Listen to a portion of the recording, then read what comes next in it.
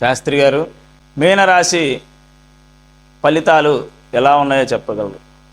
పూర్వభాద్రం నక్షత్రం 4 పాదములు, ఉత్తరాభాద్ర నక్షత్రం 1, 2, 3, 4 పాదములు, రేవతి నక్షత్రం 1, 2, 3, 4 పాదములు మీనరాశి వారి కిందకు వస్తాయి. ఆదాయం 5, వ్యయం 5, రాజపూజ్యం 3, అవమానం 1.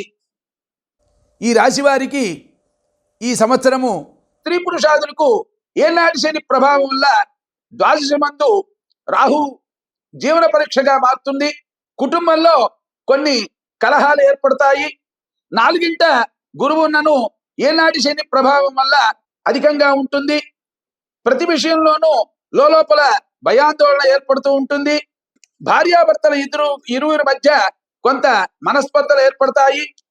మొత్తం మీద ఈ రాశి స్త్రీ పురుషాదులకు ఏనాటి శని ద్వాదశ రాహు వల్ల పరీక్ష కాలమా అన్నట్టుగా ఉంటుంది.